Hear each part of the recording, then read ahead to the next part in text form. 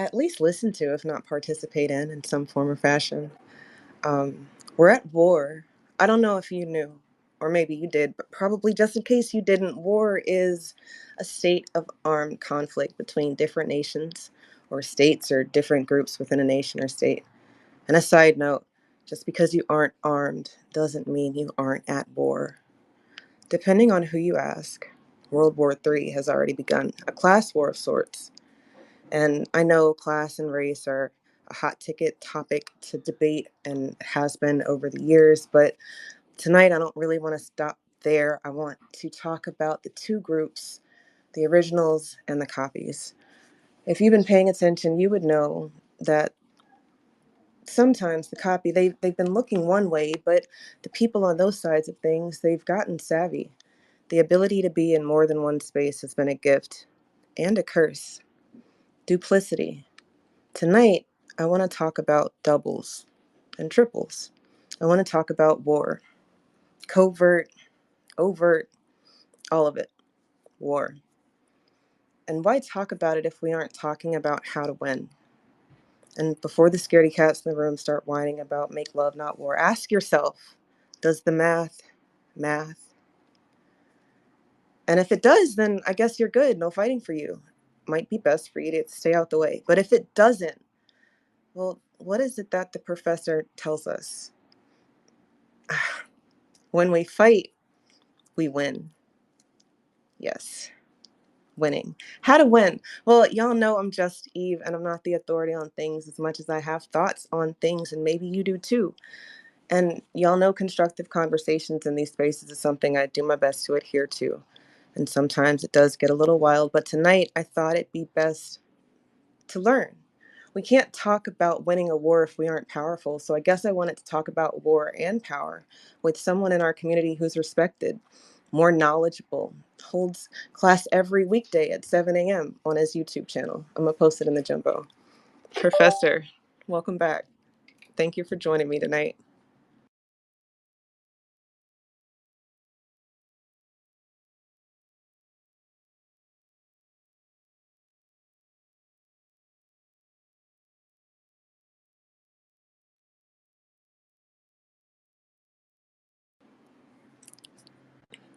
Professor, are you there? We just had such a successful test space. I would hate for X to be messing us up already out the gate.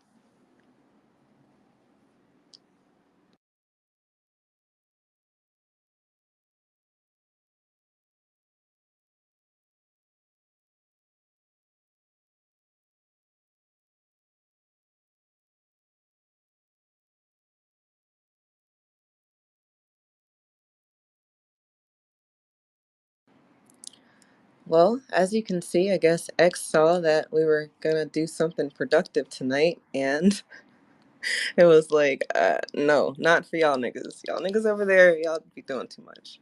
Professor, are you black? Not black. Are you back? There we go. You're back, and we can hear you loud Messing and with me, is clear. that what it is? He's so musty. I That little can't with him. unreconstructed apartheid reject, I swear, man. I say he better be glad for black folks. If it wasn't for black folks, he would still be shoveling crap somewhere in Holland with the rest of his folk. You know, that's what he would be doing if it wasn't for black folks.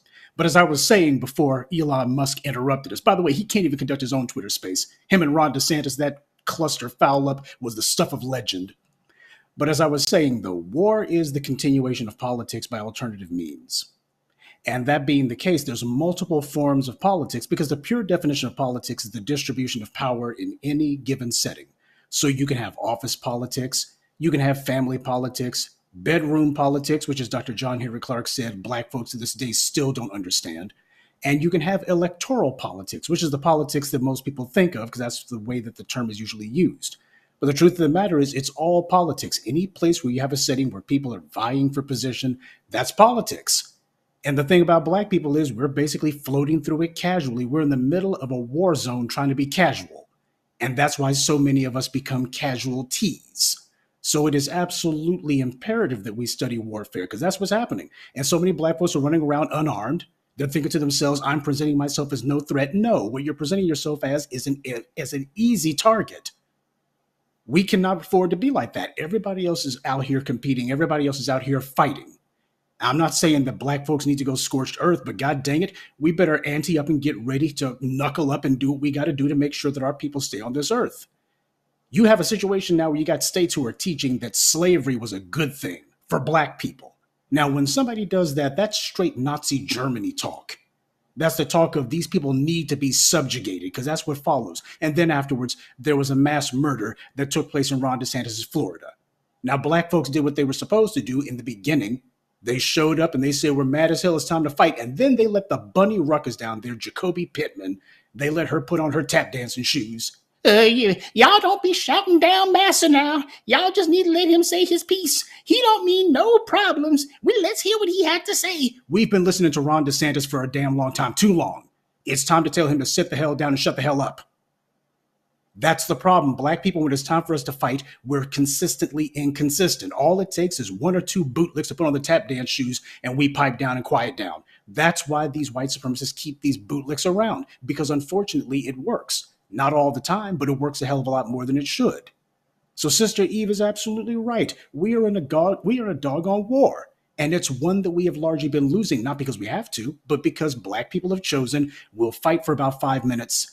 And then a second that we see the bad guys look like they're kind of on the defensive, we put down the arms and say, okay, I guess they got the point. That ain't how it works. When you start the process of destruction, you must destroy completely. When you're out to dismantle white supremacy, you can't just sit here and give the bad guys a bloody nose or go ahead and give them a couple of knots on the head. No, what's supposed to happen is the bad guy's supposed to be disintegrated. You're supposed to be making sure that when you're done, there's not going to be another fight because you've made it impossible for the enemy to continue fighting. Now, when that's the mindset that we take up, and when we decide that we're going to shout down these bunny ruckuses and these Uncle Toms and the rest of these clowns who come among us and tell us we need to let Massa speak, forget that. We show respect to those who show respect to us. Respect is the foundation of all human interaction. Without respect, the only thing you have is conflict. And when somebody spends years, what amounts to decades, impugning us, calling out our integrity, claiming that we're inferior, and saying we're going to teach the kids that these people should be in chains, that is somebody declaring war on you. Now, when you got some piece of inbred trash like Ron DeSantis, who decides that he's going to start saying part of the educational curriculum is going to be that slavery was a good thing for black people, that's somebody who, at that point, what do you say? Do you say, well, let me go ahead and debate with you whether or not I should be in chains? No, there's not going to be a debate. There's not going to be a discussion. He has decided that his version of politics is going to take the form of warfare. And when somebody decides to wage war on you, you wage war back. Every single time that black people have fought, I mean really fought, when we decide that we're going to put on the bandoliers, we're going to put on our boots, put on the helmets, and it's time to mix it up. Every single time that we have fought, I mean for real fought, we have won. And I guess that's part of the problem. Black people have this false sense of security that because of the fact that on the few occasions we've actually bothered to actually wage all-out war on white supremacy, we have been able to win. We think to ourselves that basically we have the luxury of not necessarily knuckling up on them, and that's not true. The bad guy is in charge. We're sitting here taking casualties every day. We're taking pot shots every day. And we got some people out here telling us that we need to find new and inventive ways to be friends with the Ron DeSantis of the world. Right now, Ron DeSantis has got his little deal going where they're going to be running black folks out of these cities in Florida altogether. This is ethnic cleansing American style. It's not like what you see in Nazi Germany. It's not like what you see in other places. In the United States, they use economics to do it. Economics is the foundation of the distribution of resources. We are being starved for resources, which, by the way, is how most genocides take place. Most genocides do not occur the way the Nazis did it. Typically, genocides take place through resource deprivation. You take a look at what happens to the people of Tasmania. Those white supremacists, it completely exterminated those people. There is no one alive today who can claim to be a descendant of the original Tasmanian people. The white supremacists completely and thoroughly exterminated them, down to the last child. And how did they do it? Resource deprivation, starved them for resources. Did not let these people have even a moment to put down roots and start to rebuild their communities, constantly hurting them around like cattle. Human beings are very delicate creatures.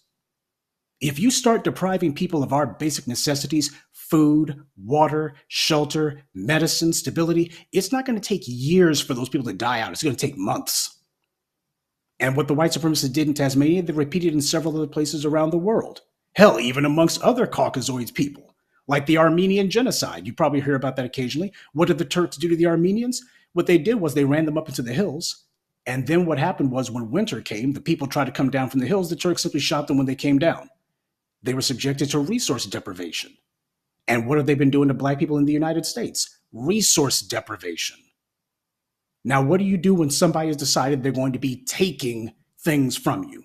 What you don't do is you don't say, let me be polite to this guy. What you do is you decide, God dang it, I'm taking it back by any means necessary. We are irresistible as a people when we put down our foot and say it's either going to be this or else. But that's what's been missing.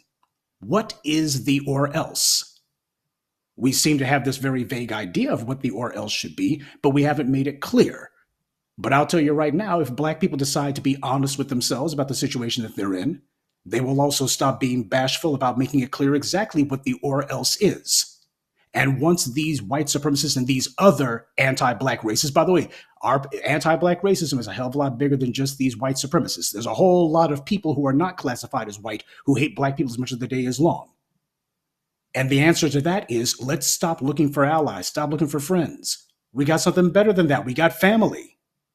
When we start looking to each other for what it is that we need, including our strength, including our economy, including our common defense, we're going to start having answers to a whole lot of problems that we've been facing. But that begins, first of all, with showing respect, the foundation of all human interaction, showing respect for each other, and then from there, being honest with the situation that we have with people outside the community. If you're under attack, you got to face that. And then you got to decide, okay, I'm going to stop these forces of antagonism.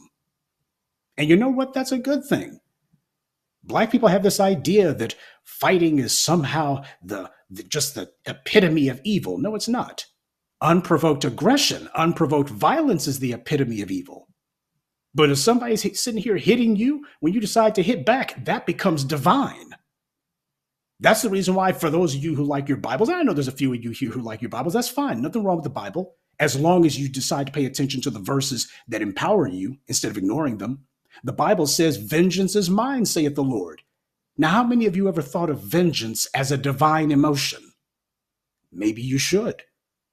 It's very important to me when I started doing my daily briefings for the family. Why did I switch to that format? Because I wanted to say a heck of a lot of things, a lot more things that I could say in 2 days, even if I took 45 minutes to expand on it. It was important to me to say as many things as possible.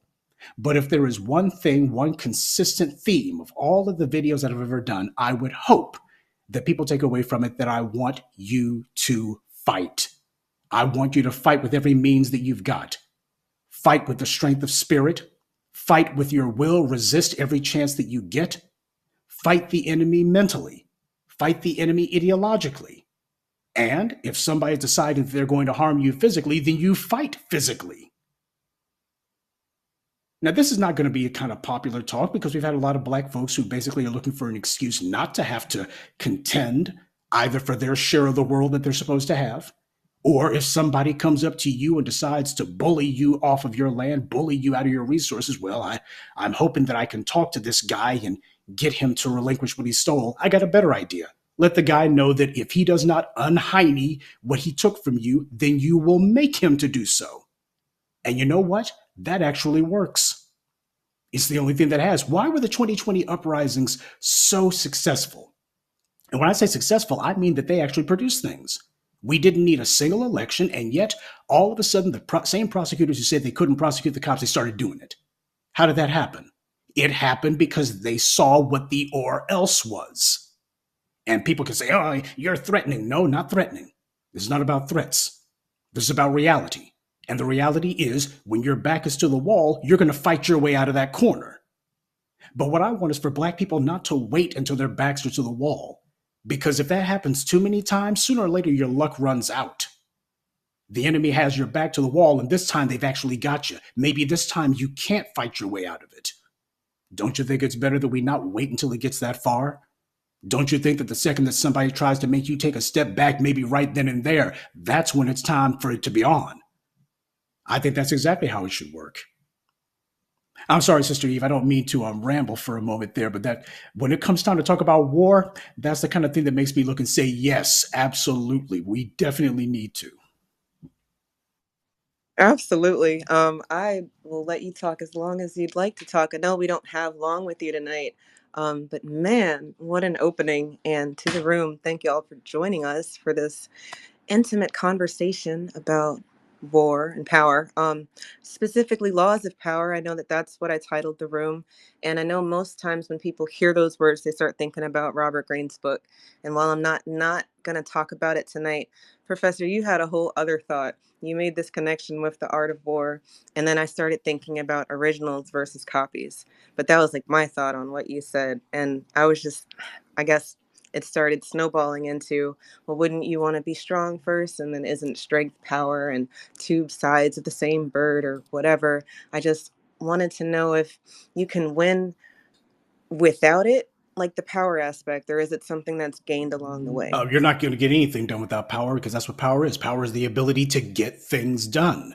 If you have somebody who has virtue, but this person has no power, then the only thing they have is empty sentiment. As Black people, we've been taught to fear the word power. Power has been associated with negativity. Power is simply energy. You would never look and say that the electricity that powers your home is an evil thing. But on the other hand, if somebody's got like a power saw and they're coming at you with it, well, then at that point, maybe electricity is a bad thing in their hands.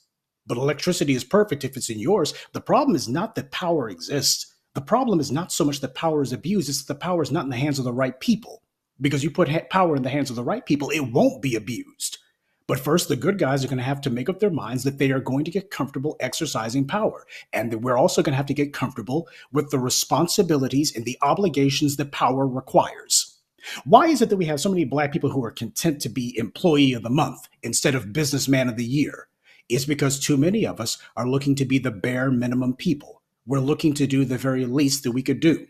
I'll tell you right now, for a long, long while, that's how I kind of felt about what I was doing. I was always asking myself, could I be doing more? I feel absolutely more energized, and I feel much more productive with the current format that I've undertaken that I've felt in years. I've been doing this for a decade and a half at least. But now That that I've switched to doing it this 6 days a week, I feel as if I'm actually doing something now because I'm touching on so many subjects that ordinarily I wouldn't have been able to. That's part of how power works. Power is going to require things from you. It's going to require you to get off the couch. It's going to require you to burn the midnight oil. It's going to require you to be running around meeting people and talking to people, especially if you're not the most social of individuals.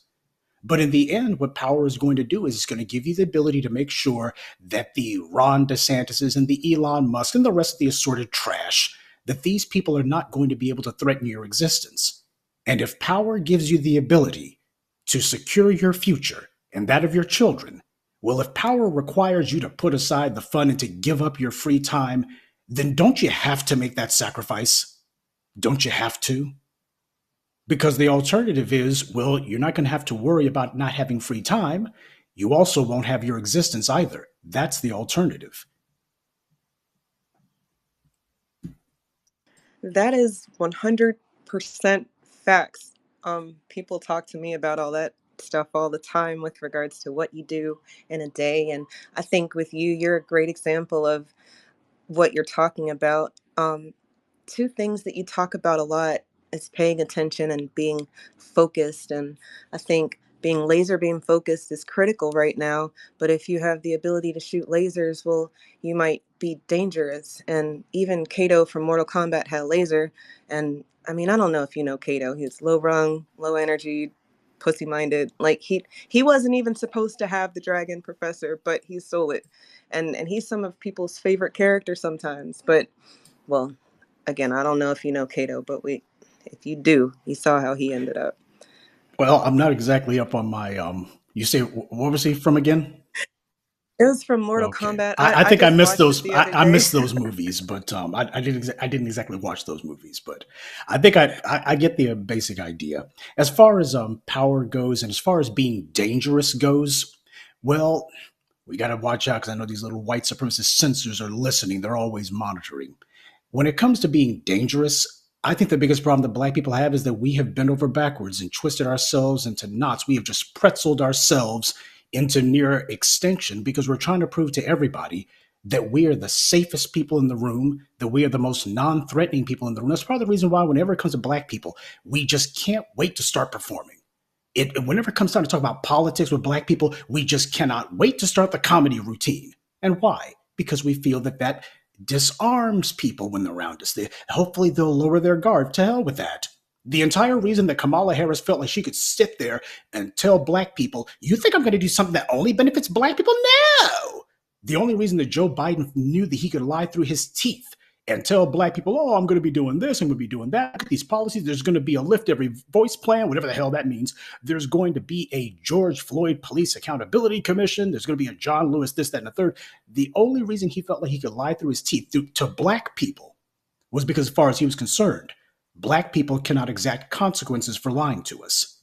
That's the reason everybody feels that about us, because we have encouraged that. We've shown everybody that we just want to be we want to be their pals, their buddies. We keep talking about allies. I mean, that word has been worn out. The problem is you can't have allies unless you have a partner who wants to be your ally. There's no such thing as allyship being a one-way street. It's got to be reciprocal. So no, as far as black people goes, we need to stop trying to show people how unthreatening we are. People are not going to take you seriously unless they understand that there could be consequences for trying to tell people that there's benefits to putting you in chains. When somebody threatens your freedom, they're threatening your life. And if they feel like there's no consequence for doing so, then why shouldn't they throw you in chains or throw you in a shallow grave? No, we need to show people that as black people, we are indeed dangerous if we are threatened. When people understand that, then all of a sudden they're going to stop being so comfortable telling us what they're going to do to us. When we show people that black people are indeed to be taken seriously, because there could be serious consequences, that there's danger in threatening our safety, there's danger in deciding that you're going to impugn our integrity and that you're going to be telling people that black people somehow have some sort of special, that we have some sort of special privileges when you know full well we are a hunted people in this land. If we show people that lying about us carries consequences, then what's going to happen is we're going to start getting things. That's the way that the actual real world works. The people who try to show themselves as being wilting violets and don't mind us, we're just over here in the corner, those people get ignored, or they get told to leave the room, or they get thrown out of the room. But the people who sit down at the table of power and start to deal, those are the ones who make it very clear. I'm here on business, and there is a serious or else behind everything that I say. Those are the people who actually get things done. When black conversation and the black focus turns to that, and we get comfortable with the idea that people are not going to like us in power, then we'll see things change.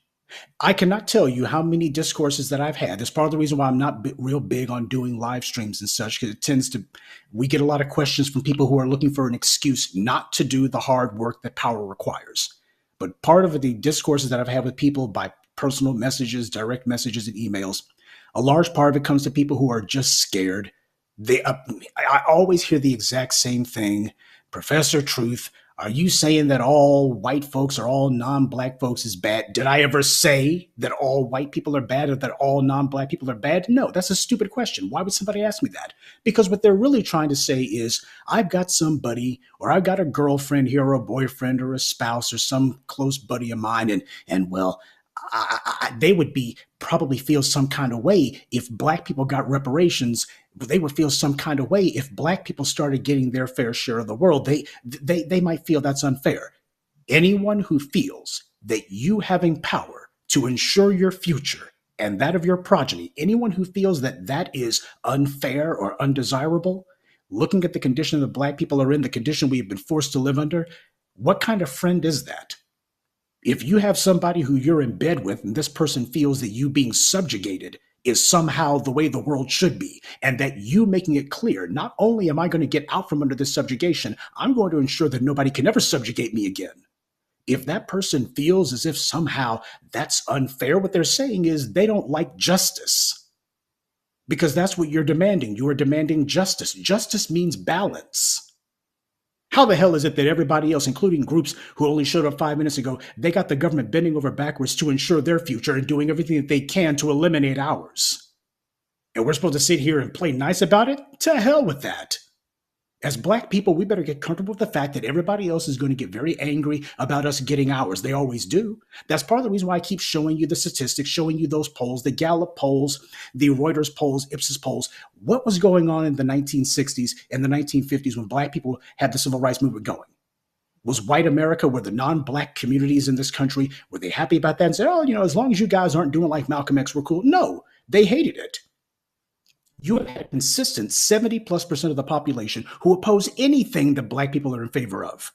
The Freedom Riders, you had 70% of the country when polled who said that they did not approve of the Freedom Riders. And the Freedom Riders were saying, stop lynching black people, stop killing black people. And 70% of the country said, we don't like that. We like killing black people. We enjoy killing black people. You shouldn't oppose that. Stop objecting to your own deaths. Dr. King proposed the March on Washington. 70% of the country said, no, we don't like the idea of a March on Washington. So, and if you look today, everything from Black Lives Matters, yes, I know people talk about the group, but you know what I mean. What Black Lives Matters claimed to stand for, at least what the people in the streets were claiming that Black Lives Matters was about. You had 70+% of the country who didn't like that either.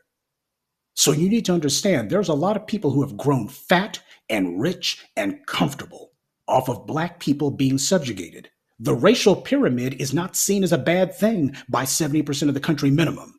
And certainly more than that, they look at the racial pyramid as being the best of all possible worlds.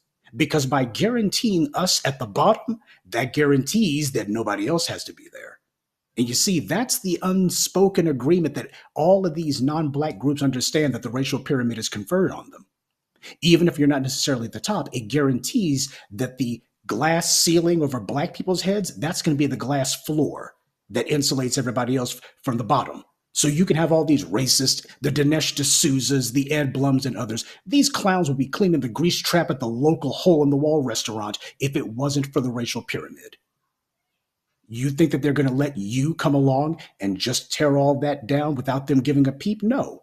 You have to get comfortable with the fact that people are going to be angry with you. This is why I keep telling people, if you want to be liked by everybody, which is what black people are obsessed with, if you want to be liked by everybody, then just keep saying yes. Oh, do you guys, do you like being at the bottom? Yes. Are you guys going to go along with whatever it is that we do to you? Yes. If you want to be a doormat, everybody will like you, or at least they'll pretend to. But if you want to be respected, then you better start learning to say no. And if people sit here and say that they don't like you doing what you got to do to ensure your future, you better get comfortable with learning to say, so what? Power does not raise its hand to take an opinion poll and is it okay for me to be in charge and is it okay for me to make sure that my future is secure? Power doesn't do that. Power simply moves.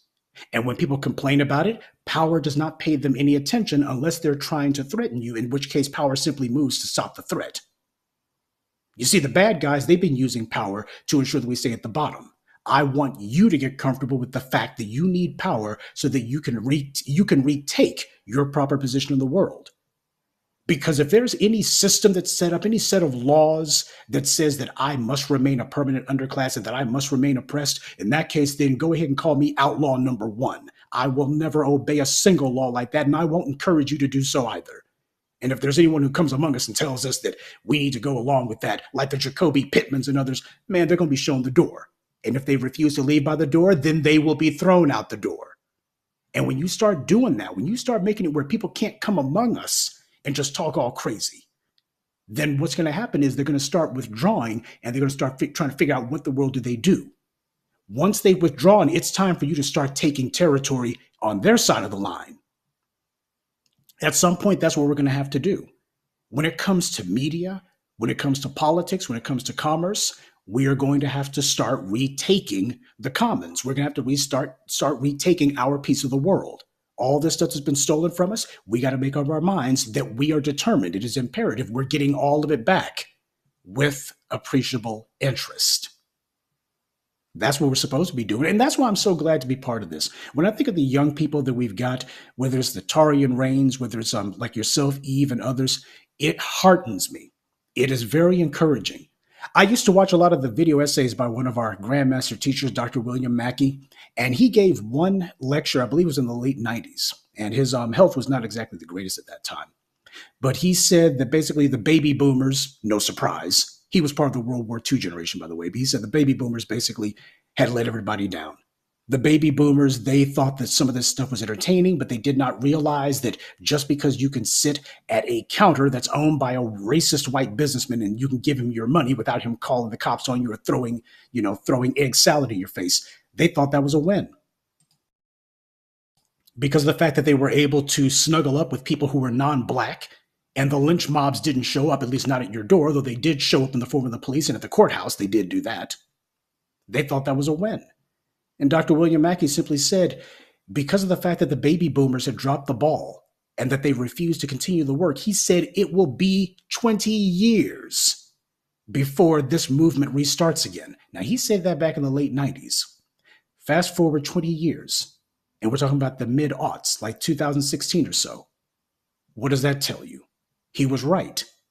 I mean, there's a reason why Dr. John Henrik Clarke and others said that revolutions and revolts on average take between 10 and 20 years to gain steam, because it takes a generation who is willing to follow through on it. That takes time until you have a large number of people who have made up their minds to do the work. And that's part of what I hope that I'm part of. And when I see these young folks who are continuing the message, that's good. We're going to need young blood to keep this going. We don't need people who are looking at this as politically oriented entertainment. You want to know why it is that I don't do many interviews? This is the second live stream that I've ever done in over a decade and a half.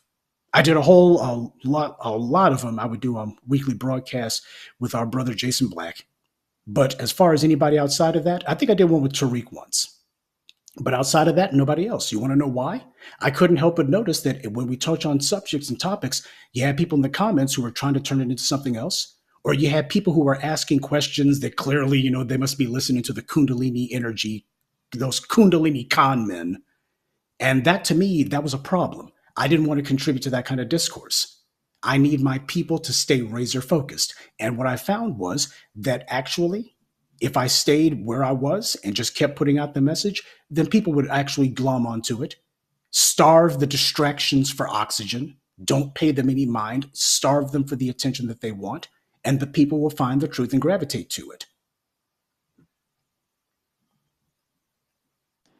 Professor, man, I know we don't have you all night tonight. I had so many things that I wanted to talk to you about, but I think I want to finish up my thoughts, at least tonight, with just one thought, or at least hear me out. You can't win an immoral war with your morality. That's something that it's like a core belief of mine. Because when they go low, and I know y'all have seen this happen, when they go low, and Michelle's always like, when they go low, we go high. But that's how you get uppercutted or kicked in the goods.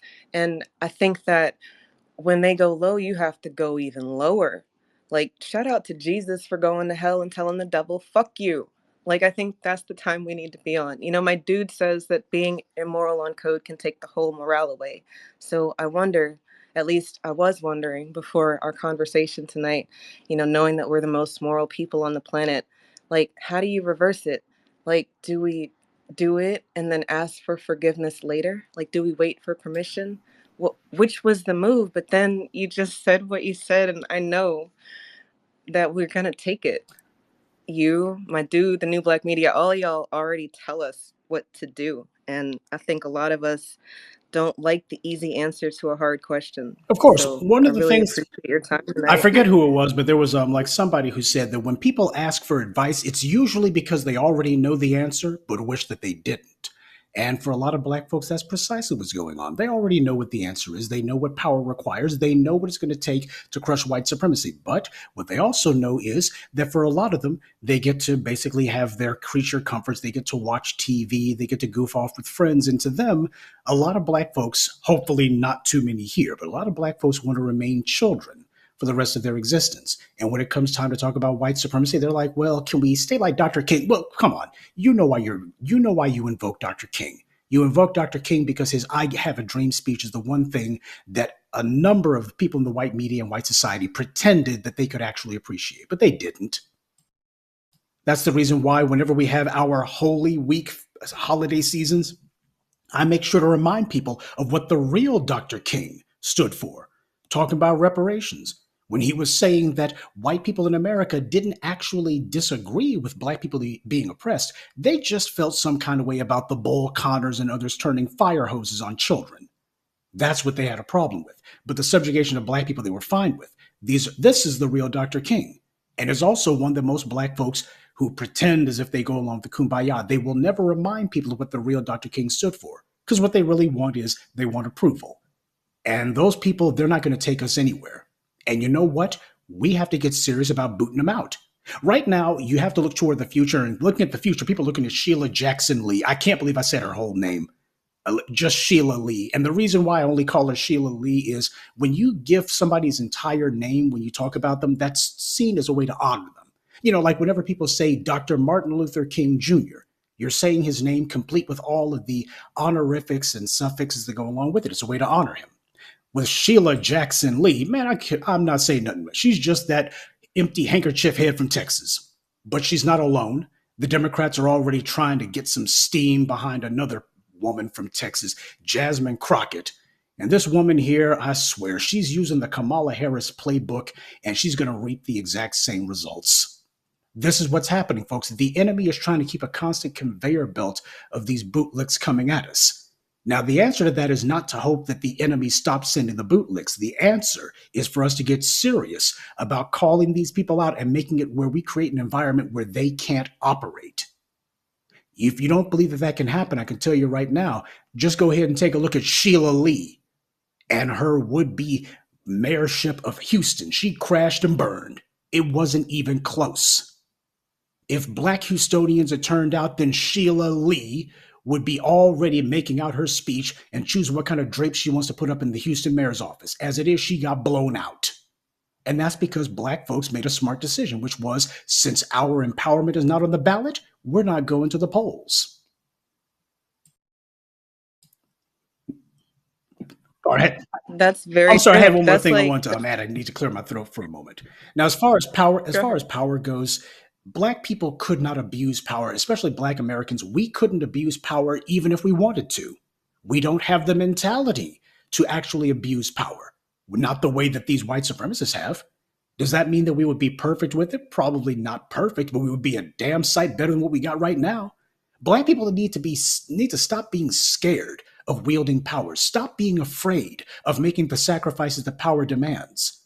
Power is a good thing in the hands of good people. But that's part of what happens when people have been stripped of their power, when they've been stripped of their identity, they've been stripped of the ability to determine their own future. What happens is they become dysfunctional. These are people who stop thinking and acting for themselves. And when people stop thinking and acting for themselves, they become directionless. It's like trying to herd cats. This is what's happened with black people. We have become largely dysfunctional because we do not have power. Without power, you're not going to be able to properly direct and guide a group. Why is it that you got other communities who are more coherent or at least more focused than ours? It's because they have the power to actually incentivize people in their group to do things, and they have the power to punish those who do not. Power changes everything. The white supremacists understand that. That's why they've been fighting a half a millennium jihad against us to make sure that we remain the most powerless people in the society. You change the condition of black people in this country, and that will change everything. I mean, if you really want to be serious about waging war on the enemy, you better focus on getting your hands on some power. It's okay. If people, you always got black people looking for an excuse to not have to do the work. Like, well, what if you can't find anyone around you to build with? I'll tell you this story right now. Years ago, when TBA made his first documentary, 7 a.m., I was listening in on the live stream, and I believe that it was, I want to say that it was in New York or Britain. It was one place where they were doing a screening. And you had an audience full of black folks there who had just gotten through watching the documentary. And TBA took some Q&A questions. You had a woman who actually stood up and said, but what if you can't find anyone around you to build with? She was sitting in a room full of other black people who just got through watching the same documentary she did, black people who I think it's safe to say are on code, And yet, right then and there, in that very moment, she said, but what if you can't find anyone to build with? And she's in a room surrounded by people she could build with. That's how desperate a lot of Black people have become to try to find a way to make excuses for what they don't want to do. Dr. Claude Anderson pointed out, when you got folks for other communities, they don't sit there looking for excuses. If they do not have a community, then first order of business is establish one. You know, when you got Black people who are actually on code, that tends to create its own center of gravity. It draws things into it. Right now, we got about 345 or so people who are listening to this right now. I'll tell you right now, that would not have been well, actually, let me be a little bit more blunt than that. When I first started doing this over 15 years ago, this would have been basically an entire video for a week's viewership. And this is just off the cuff for something I don't even normally do. That is the power of somebody who decides, I'm not going to make an excuse of, I can't find anyone else. Maybe you don't need anyone else to get started.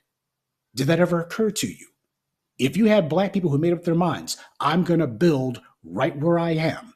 And I know that if I build, I will at least have a foundation that makes it where I can invite and bring other people to what it is that I've built. And once you've done that, you can start spilling out some rules. You want to know how you build a foundation? That's how you do it. You start with yourself. You make sure that you get yourself straightened out first, get your own situation straight. And once you have established that foundation, now you're in a position where you can start saying, here's what the code of conduct is going to be for the other people who are going to be gravitating what I've got. Because let's be bluntly honest. A lot of Black people are able to actually build something. The ones who actually do the work, they're able to do it mainly because very few Black people are trying. This whole guff about what if I build and other people want, what you're actually saying is you're expecting a whole group of people to show up and everybody's going to say, oh, we're going to have this wonderful group community commune thing. That ain't reality. That is not reality. When Malcolm walked the earth, he didn't have tons of Black people who were streaming towards him and saying, oh, let us follow this man. In fact, it was the opposite. I could show you interview after interview where every time Malcolm was talking, you had Black folks saying, there's no racism going on. Racism is not a problem. This is the 1950s and 60s. Emmett Till was being killed when they were saying this. They were hanging Black folks like goddamn Christmas ornaments. And you had Black people while Malcolm was sitting here watching fools on interviews saying racism ain't that bad. In fact, it's not a problem at all. That's the problem with Black people who are waiting for a crowd of people to tackle them and say, ooh, you look like you're interested in Black empowerment. Stop waiting for other people. That's an excuse. If you really want Black empowerment, start building where you stand. That's reality. And what will happen is other people are going to see you building. Now, there's going to be a few fools, of course, who don't need to be there, and that's fine. Power is not inclusive, it's exclusive. There are going to be some people who have a problem with the fact that you're laying down the law and saying, here's what the code of conduct must be. But that's fine. Power is exclusive, not inclusive. If you're building something that actually is worthwhile, people are going to understand that it needs to be protected. They're going to understand that this is important, it's precious, and that being the case, you just can't go about it any old kind of way. So let this be my little mini lecture about the people who are constantly complaining and saying, what if I can't find anyone to build with? When I hear that from somebody, that tells me you're not worth building with. If it comes time to build, you start where you are. It will start with you. And if you are serious about it, if you mean what you're doing, then what will happen is other people will notice it. They're going to say, hey, here's this woman over here. She seems to have her act together. Look what she's doing. They're going to notice it. Most people ain't building a doggone thing.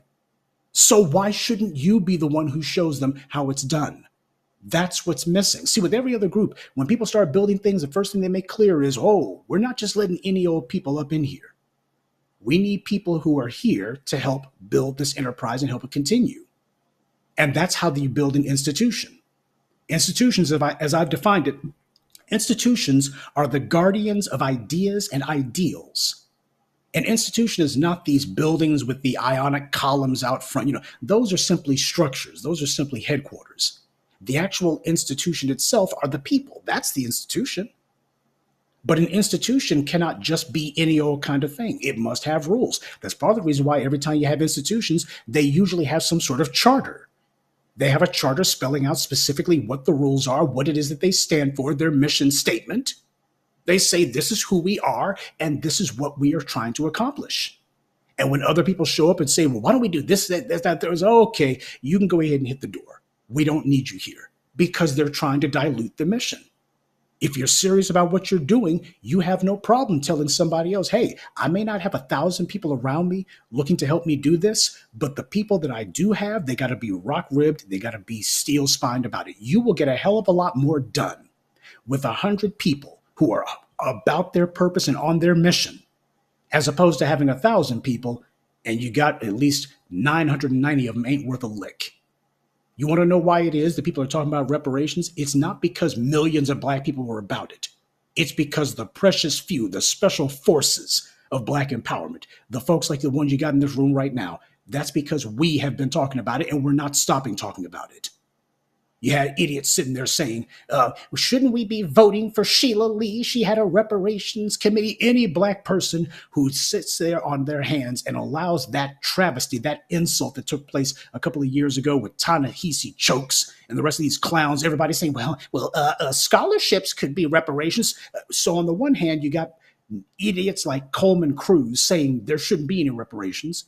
And on the other hand, you got idiots saying, well, we should have reparations if they can go to white institutions, to white banks, white mortgage companies, white universities. That's six in one hand, half a dozen in the other. That's how white power always makes sure to slant the playing field in their favor. They control both sides of the conversation. And Sheila Lee didn't have a word to say about that. She should have been the first one saying cash reparations, $60 trillion, no excuses. Have you ever heard Sheila Lee talk like that? No, she hasn't. And she's not going to. Why? Because she's a social climber, just like Kamala Harris, just like Officer Eric Adams of the NYPD, who moonlights as the city's mayor. Sylvester Turner, there's another one that I want to make sure nobody ever forgets, because I made it a mission that I would define Sylvester Turner to the black grassroots. I wanted to make sure that every time I talked about Mike Bloomberg and his failed presidential run, I would always mention, oh, and by the way, you remember that Sylvester Turner, mayor of the nation's fourth largest city, he was down there saying, oh, we ain't mad about stop and frisk. Why, stop and frisk, he gave an apology and all is forgiven. Says who? That's what Sylvester Turner did. You have a lot of Negroes who white power elevates specifically for the purpose of selling out you and me. That's why it was so beautiful what happened at Brown Chapel AME Church. They turned their backs on Bloomberg. They had their pastor who defiled the house of God by bringing the devil up in there. And what happened was the people performed an impromptu exorcism, and they ran the devil out of the house of God. But my question is, what happens to Sylvester Turner now? What happens to any of his children who he wants to have in politics? Do they get to go on and seek higher office, or they decide that they're going to get themselves some sort of consulting gig and they get to ride off in the sunset? They sell us out and they use us as a springboard to ensuring their own prosperity? Or do we make it very clear? Your political career is done. Your name is now anathema. Your name is a curse. We can make you a pariah. You will not get anything. And every time somebody mentions your name, we're going to be honored and say, Sylvester Turner, that's Sylvester Turncoat. If that's the kind of mindset that we take up, and there are some black folks who are serious about it, if we get more and more black people used to that kind of thinking, then there's going to be a lot less of the Sheila Lees and the Sylvester Turners. They would not dare even return Mike Bloomberg's phone call, much less stand on a podium with them and say, yeah, we ain't mad about stop and frisk. You just did what you has to do's.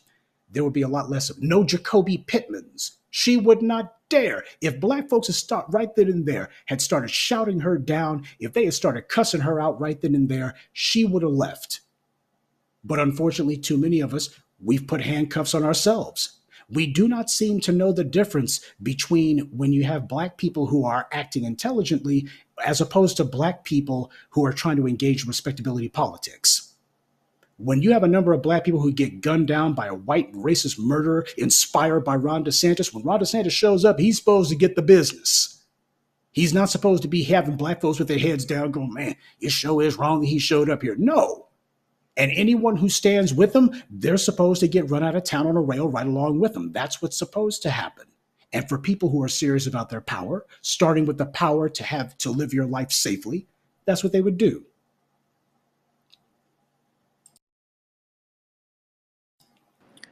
Power changes everything. That just blew the room up. I don't know if you saw all the reactions, but I did. It's only our lives, right? Um, I feel so spoiled since we've had you for so long tonight. I don't know if you want to take any calls or not because of what you just said and how people like to ask questions that they already know the answer to. But there are a few people who have questions if you wanted to stick around for that. I'm sure I do. I don't mind taking a couple of questions. I just hope that it's not about pop culture or what rapper is beefing with whom, or as long as it's nothing like that, I think we should be okay. Excellent, excellent. Okay, to the room. If you're familiar with me, you already know how I like to run my question spaces. Don't hog the mic. Don't be a troll and don't be a coon. I mean, if you're going to be a coon, you will be treated accordingly. Oh Professor no, I X, actually have the one opposite of person. viewpoint on that.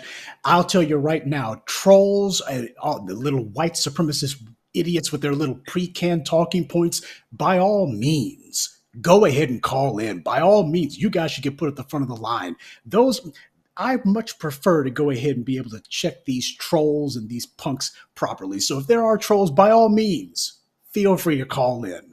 I can guarantee you won't forget it. That is rich. And I just, every day, you just do something that makes me, want to tell people, hey, have y'all checked out his channel? I posted it in the jumbo. You should be subscribed.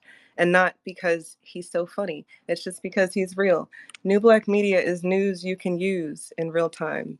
And I mean that. So, all jokes aside, Black American Homeland, peace to you. Welcome to the stage. Thank you, Just Eve and Professor Black Truth.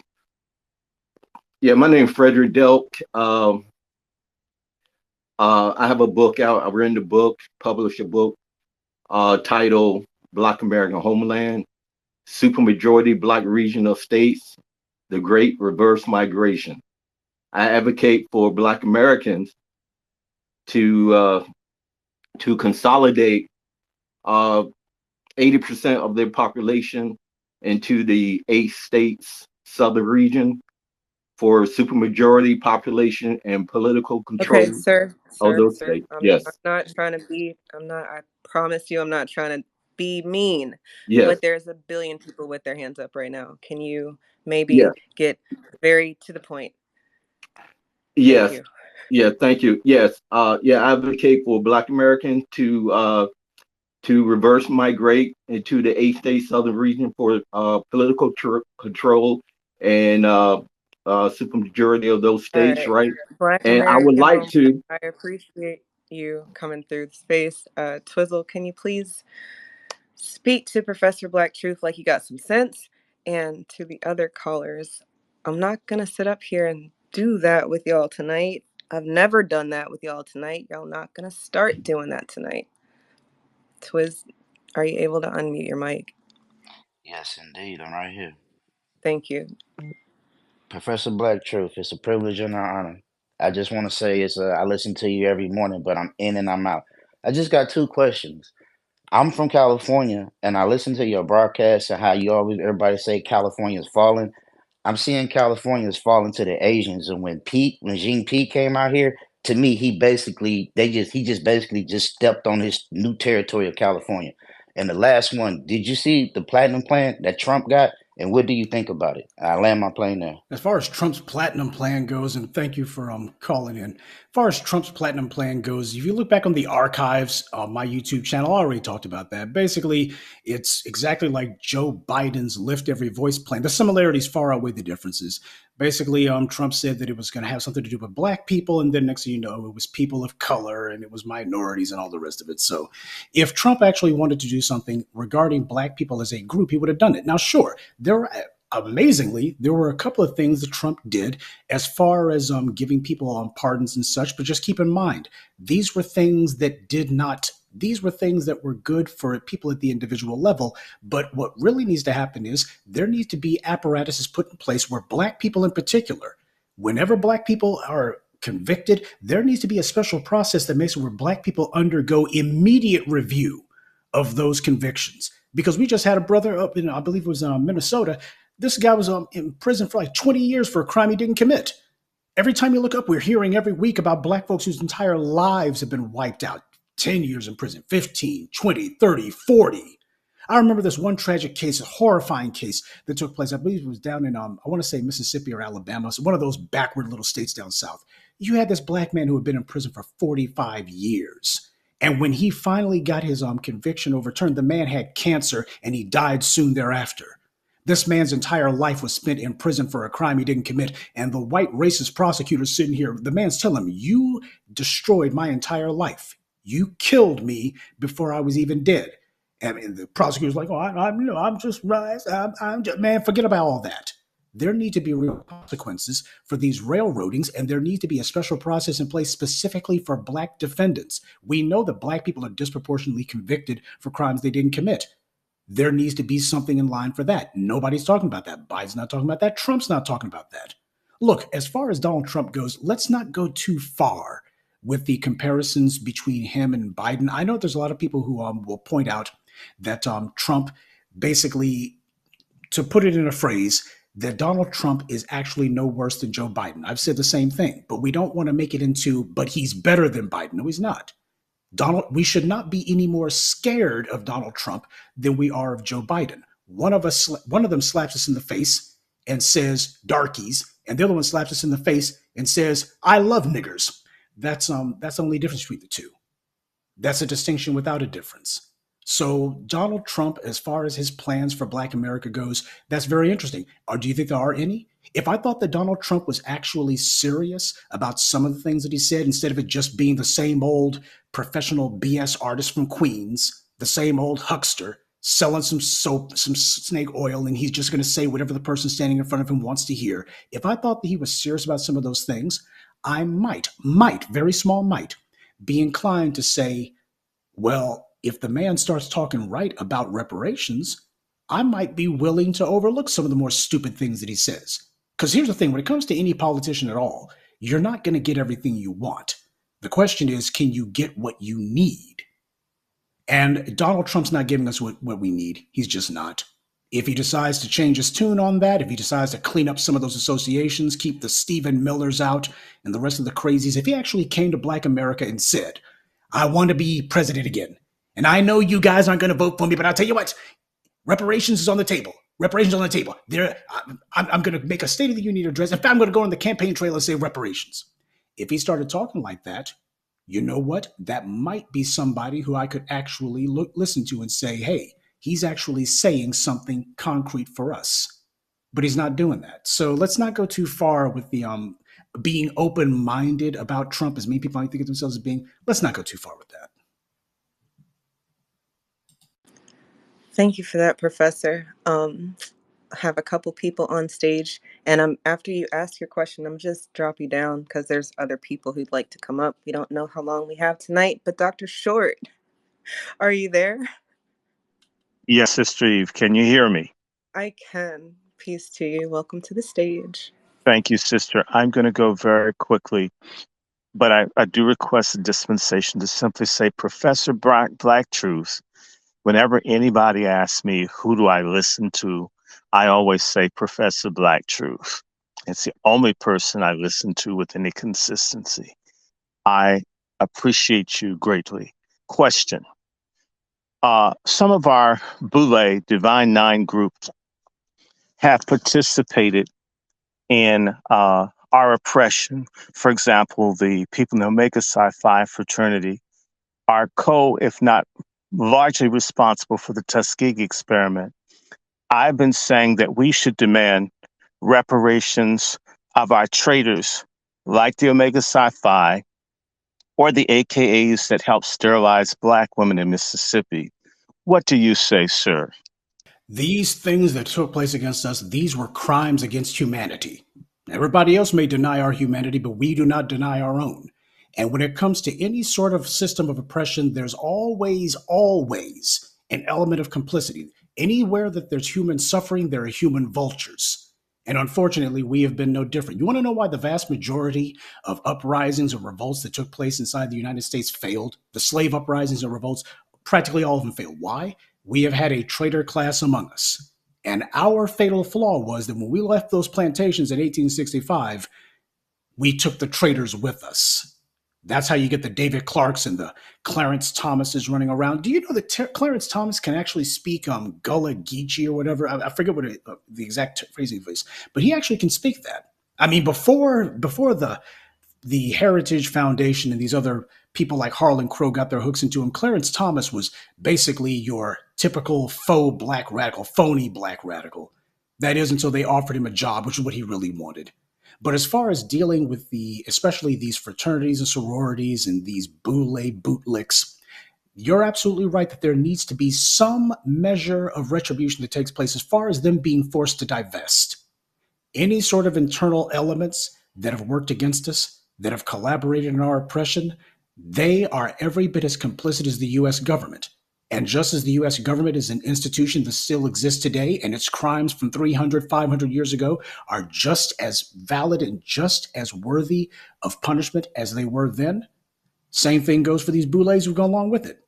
If you got these clowns going ski-wee, you're going to be going ski-wee under whatever highway underpass you're living under. Yes, I agree with that. That these fraternities and sororities, these have been just a bunch of little sellout factories. Part of what we should make clear is they need to be forced to divest. They need to be forced to shut down. Anyone who has had institutions that have been taking part in harming us, undermining us internally or externally, yes, absolutely. I don't believe that they should be able to have any place among us.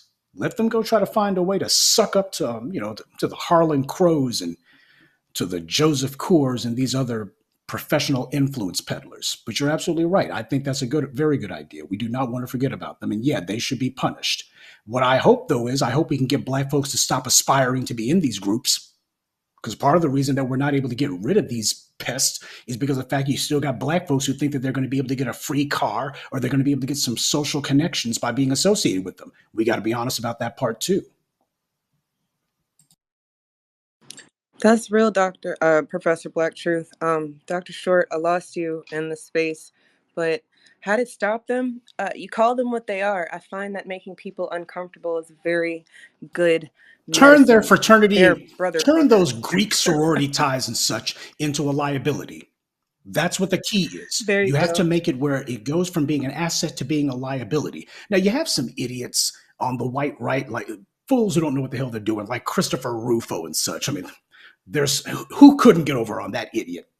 But he didn't understand why it is that the white right is not able to do what it is that those on the left have been able to do, which is they've been able to take people's strengths and turn them into weaknesses. You can't just sit there and talk bad about them. You got to make sure that people understand exactly why it is that this person is doing things that are harmful to them, and you have to make sure that they are reminded relentlessly in a way that makes sense. You got some idiot who just says woke all day, woke. I mean, Ron DeSantis, he spent the last 3 years basically saying a noun, a verb, and woke. And then he can't understand why his campaign's crashing and burning. He sounds like an idiot. He sounds like he has Tourette's syndrome. If you really want to be serious about pejoratizing something, which is what Rufo was hoping to do with woke, if you want to pejoratize something, people need to understand how it relates to them. And that's why every time you got one of these bootlicks we talk about, if they're part of a Greek sorority or frat, I immediately point that out, and I point out which one that they're a part of. We have to make it where these fraternities and these sororities and such, that they become anathema to the black community. Somebody says that they're part of that, ooh, I can't be around you. That's where we start. Excellent, excellent. To Dr. T, you've been up for a moment. Thank you for your patience. Welcome to the stage. Are you there, Dr. T? Going once.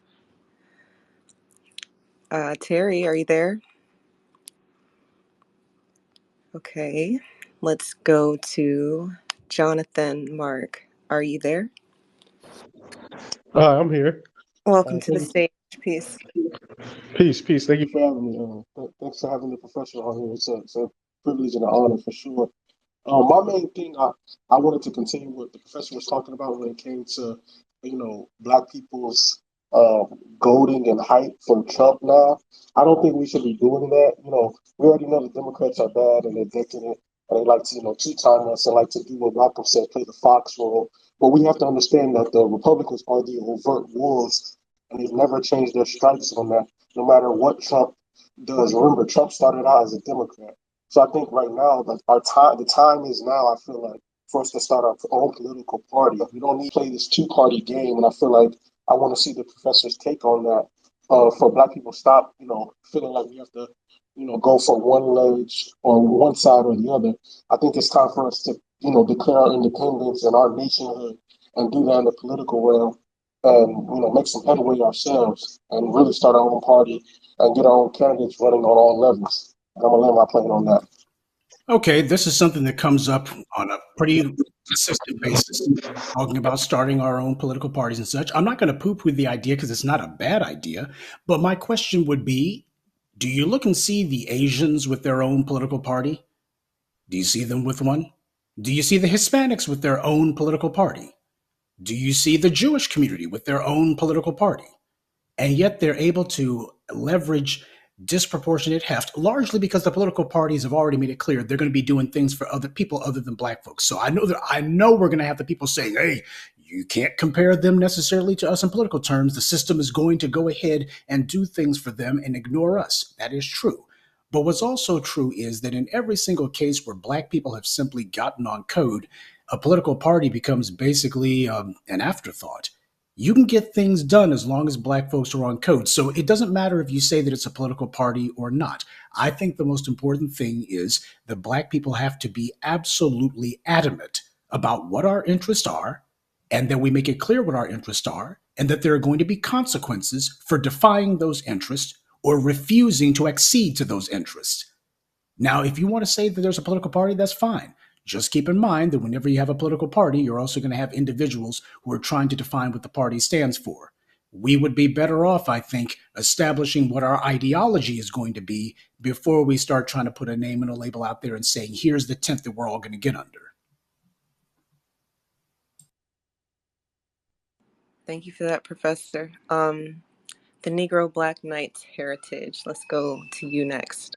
All right. Thank you, E, for putting this room together. We needed to have this conversation as a family for a very long time. So salute to you on that. I want to get to the point. It's about intellectual property. In our community, there's been a lack of respect amongst ourselves when it comes to intellectual property, how it's used, and other people are desecrating institutions that other people are building. And then when people respond with lawsuits, they want to call foul. I think that the only way that we can come to power is punishing these coons who are out here desecrating these institutions, who are in the interest of our community, so we can start getting at the real fight of real threats that's really affecting our community. What do you say about that, Professor Can you give Blacktooth? me some specifics? I feel as if you're hinting at something specific, but I'd like to hear what specifically you're referring to. Yes, sir. What's been going on is I have people that will take my logos, desecrate it, and impersonate our organization with the intentions of destroying it. So when I threatened to get legal suits, people were crying, saying, I'm going to destroy the movement and this, that, and the third, boo-hooing. I'm looking at that. I'm strengthening the ranks, getting the weak ones out and putting the real warriors in. Am I wrong to do that? Oh, no, if you got intellectual property, you might as well go ahead and defend it. It beats the alternative. I deal with people literally every single day who spoof my channel and they carpet bomb my comment sections, trying to trick people into going to these WhatsApp accounts, these little scam Telegram accounts. So, yeah, I definitely know what you mean about people misusing your logo and trying to spoof your name and such. So, if you're standing up for your intellectual property, that's fine. But as far as someone destroying the movement, let me tell you something.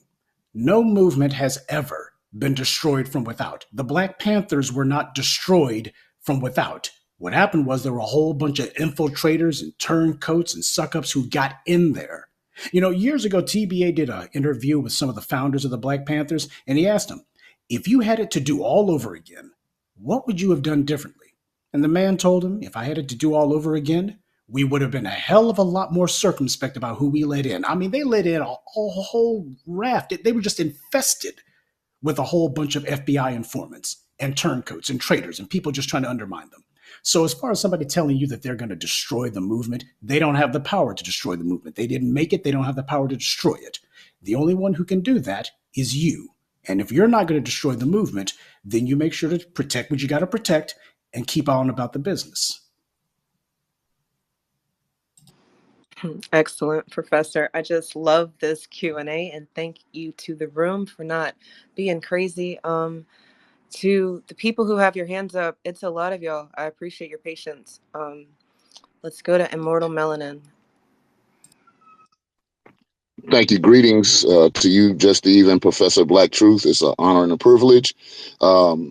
Professor Black Truth, I've heard many of your essays concerning one Robert McCullough, who was formerly the prosecuting attorney for St. Louis County, the prosecuting attorney that oversaw the proceedings concerning Michael Brown Jr.'s murder. I just wanted to bring to your attention, you may know this already, but I just wanted to see if you had any comment about the fact that that man's son just committed a school shooting. He was a off-duty St. Louis County police officer. He went to a trunk or treat event at a local school and opened fire. And he's walking these streets today out on bond. And punishment for him really doesn't seem likely. So any comment you had about it, I'd appreciate it. And thank y'all for letting me speak. Oh, I want to thank you very much for your comments, bro. The first thing people need to remember about Bob McCullough is Bob McCullough is a Democrat, or at least he was. I mean, he may not own it much anymore, but Bob McCullough was a Democrat.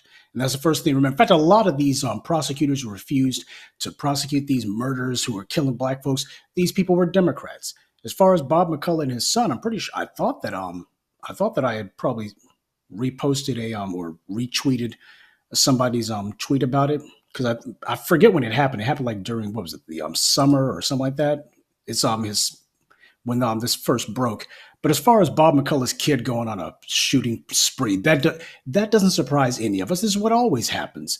You got a bunch of reprobates, and these people are immune from the law. And of course, as soon as they're allowed to get their hands on a gun, they start shooting folk. I did a video essay just today talking about Ethan Crumbly. His family gave him a gun for Christmas, for a Christmas gift, and he immediately runs off to school. So of course, Bob McCullough, the stupid does not fall far from the tree.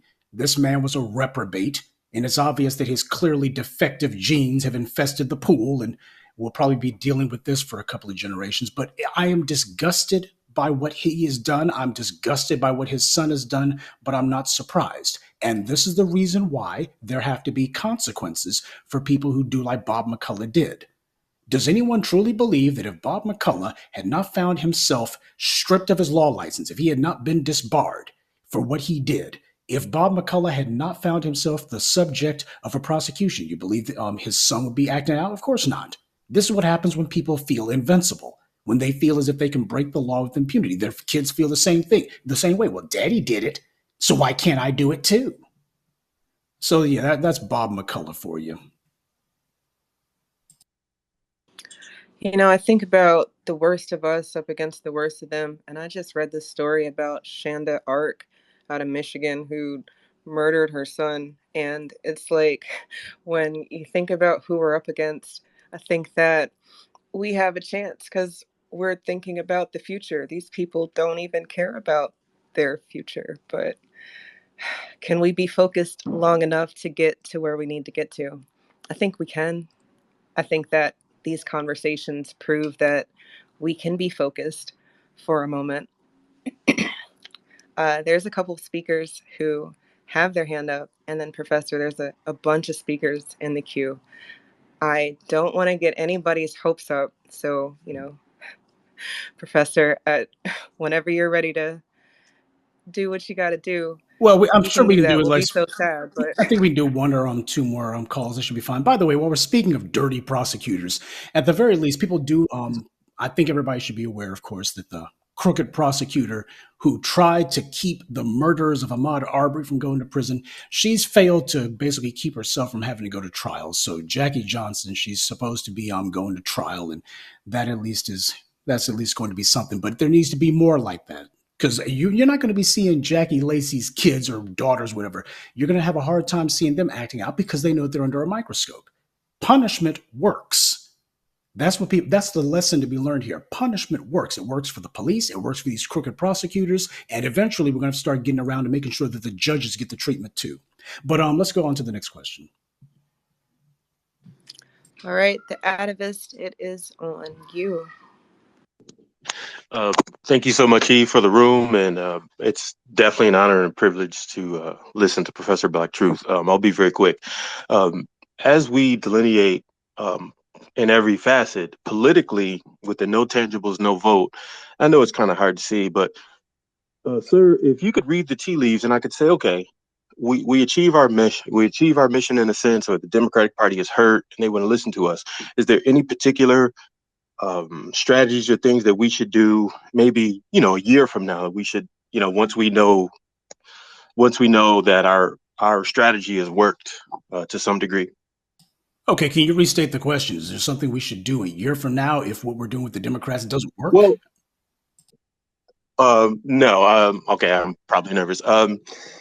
Okay, if it does seem like we are moving towards political delineation with the no tangibles, no vote, and I realize that it's a year away. Are there any particular things other than what we're doing now that we can do to become a little bit more political, collectively savvy and prepare for whatever the results of the next election will be? Okay, as far as that goes, let's make sure that everybody's on the same page about this. What we're doing is not it's success is not a destination, it's a journey. This is not about black folks that at some point there's going to be the finish line. Oh, finally, black empowerment is done. We can lay down arms, we're through. No. What we are trying to do is to build ourselves up so that as we continue to do the work, I'm trying to stay away from words like struggle or fight because I know that's off-putting to some people, but let's be honest here. Even if I could wave a magic wand and reparations became real today, and we could have all these crooked cops and prosecutors and such, we could have them locked up. That's not going to be the end of those people who are still trying to find ways to do us under. The goal is not to lay down arms and walk off into the sunset. The goal is to make sure that we have the resources and the institutions necessary to ensure that our people stay on this earth. It is to make sure that we are equipped and ready to compete. That's not going away, by the way. Even if white supremacy crumbled tomorrow morning, you would still have to find a way to earn your daily bread. You would still have to be able to do that. That's what we're actually trying to do to ensure our future through those means. Now, as far as voting for what's going to happen if we leave from the Democrats, part of what complicates this issue for us happens to be a lack of resources. Typically, what happens with groups and movements is they have local chapters. I wish I hadn't said the word chapters. What they have are local organizations who are ideologically aligned with them. You see this all the time from other groups, whether it be for religious institutions, whether it be for political institutions, social institutions, and such. You'll have these people at the local level, many of whom might have had some passing contact with people where these movements started. But what happens is these people go back to their hometowns and they start to build where they are. You see, the entire reason that the enemy on all fronts happens to have institutions that are so widespread is because they built locally. This is something that black people are going to have to start getting comfortable with. Black folks are going to have to start getting comfortable with building where they are. Of course, we also have to get comfortable with communicating with people in other cities and other places as well. Networking happens to be a fine art that black people used to know very well. How do you think the so-called Green Book came to be? You think that stuff just fell out of the sky? No. Black people talked to each other. They started to have their businesses locally. And then what happened was they had contact with each other and said, hey, we need to make sure we got some sort of catalog, some sort of document so people can find us. We are going to have to start recreating and reestablishing that particular tradition. And that includes at the political level. You already know what the ideas and the tenets and the ideology of Black First happens to be. You know exactly what it is. Start where you are. Start talking to people. Because if you actually do that and stop the whole thing about I can't find anyone. No, you just don't want to find anyone because you're hoping Professor Black Truth will ride in on a white horse into your town and say, I have come to Schenectady, New York. I have come to Los Angeles to build. That's what you're hoping for. If there is any lesson that we should have learned from the failure of the civil rights movement, it is the fallacy of waiting for some workhorse who is going to pull the wagon of Black empowerment to freedom. That's not going to happen. This is the problem with having resistance that has a leader, or everybody's going to get behind the leader. That does not work. What you get behind is the code. The code is the leader. Don't wait for me or anybody else to show up where you are. Start working where you are, and you will be surprised how many people, many of whom are going to surprise you, come out of the woodwork and say, we were waiting for somebody to do this. And this is not to say that it's going to be an uninterrupted success story. We're going to have setbacks. There's going to be a couple of L's along the way. But here's the thing, when we start fighting, we start actually getting some W's. And that's new for us. We've been taking L after L after L. We've been taking nothing but L's. So that shouldn't scare you. What should scare you is that you don't get off your butt and decide to fight for some of those wins, because you can have them. You just can't have them for free. And nobody else is going to get it for you. Once you internalize that, then you start building where you are. Why is it important to build where you are? Black people are constantly asking others to do things for us that we are capable of doing for ourselves. A lot of people wanted for Dr. John Henrik Clarke to the man was in his freaking 70s, and they were basically asking him if he was going to be leading them. The man had more days behind him than in front of them. If you start building locally, then you stop asking other people to basically lead you. And what happens is you start promoting the ideology of the leader itself. And that's what I hope the Black people will do. Let's stop worrying about whether or not the Democrats are going to do. I'm far more interested in what we are doing, because that's going to be what ultimately forces others to have to come to terms with us.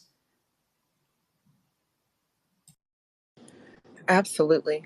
Professor, your wisdom and example are much appreciated. And I know the room agrees. I posted your channel. Y'all, his Cash App and other ways to show your support are linked there. He's very shy about that, but you should definitely show your support, because I think lip service is weak. But that's just me. To the room, tonight was a night of learning, and I want to thank everybody who joined us. I know that sometimes we move through life on autopilot with this tunnel vision, and these other people skate past us because we're not paying attention. Professor, if you had any final thoughts, I don't know if you had any, or if you, Oh, I don't. As far as final thoughts goes, I'm glad that we've had so many people who have joined into this live stream. This is only the second one that I've done. It's extremely, extremely rare for me to, peel my eyeballs away from whatever book it is that I'm looking into, or whatever it is that whoever I'm going to give a video shanking to. It's very difficult for me to peel my eyes away from that. But whenever I do, I always, always want to make sure people understand that I am grateful for the last 15 years that they've been listening to me. I hope that you've gotten as much out of it as I've gotten from the people who I've learned from. I learned from the comments that you guys leave. I learned from the other videos that you guys have posted. I learned from what you guys do. I've never said that I'm sitting here, the great Karnak on top of a mountain handing down pearls of wisdom. No, I'm a student just like you are. I'm learning, as Neely Fuller said, I'm learning just like you are. But I hope that whatever it is that I've shared with you, I hope that you found it to be valuable. I hope that you found it to be inspiring, because that's ultimately what I think the message should be. Yes, we are in a fight, but it's a fight that we can win. And yeah, it feels lonely, especially if you're the first person trying to put down those few stakes. Being a pioneer is not a group sport. Pioneering is not for the group. The group of people are going to sit at home. They ain't going to bust a grape. The pioneers are going to be out there. It's going to be lonely. It's going to be perilous. It's going to be treacherous, but it's also going to be rewarding if you stick to it. And I hope that that's the message that you take away from this. Absolutely. It's lonely outside, but once we're all of our squares are solid. All of the links are solid. People are out here trying to link with weak links, and that doesn't work. So I appreciate everybody who participated in the space. If you added your thoughts, your thoughtful comments were welcome. If you asked questions that you already knew the answer to, well, he's consistent, right? I mean, that's got to go for something. It does for me, because I think that we need examples like that. Well, let me, Um, if I may, address that for a moment. As far as the answers that I give, keep in mind, I don't do politically oriented entertainment. And when a lot of people ask questions, it's kind of like they're looking for some new material, if you will, which is what you would expect from the latest episode of, a sitcom or something like that. But when it comes to the fight that we're in, we know exactly what it is. And the main thing is to actually put action behind the words. We've been having that happen, and I hope that we get more of that, but it's going to depend on what the group does. And if the group makes up their minds, we have resigned ourselves to the fact that we will have to sacrifice for what we need. We've made up our minds that the reward is certainly better than where we are right now. We're going to start putting boot to behinds. And a lot of these people who started talking all crazy to us, they're going to start running for cover. But that depends on what the group does. So I hope that everybody here, I hope that you renew and that you reinforce and that you get back to those core principles of what it is that we're supposed to be doing. First of all, the leader is the code. Stop looking for Professor Truth. Stop looking for somebody else to do it for you. Second of all, build where you are. Because once you get into the practice and the habit of doing that, you're going to have a lot less patience for the people who start telling you what can't be done. You're going to start doing things and you won't be listening to anymore to the people who say what can't be done. Absolutely. Boots to behind. I just love how you word things sometimes, and I think that that's good. We should be able to, talk without using profanity, but sometimes I have issues. To the room, this has been fun, right? I told you it might be fun, and I'm glad y'all joined us tonight. Y'all be safe out in these streets, and the professor always reminds us to keep our power tools at the ready because these people aren't playing fair. I'm just Eve, and for real, y'all know it's not just me, right? Salute to the Black family. That's power. Black first.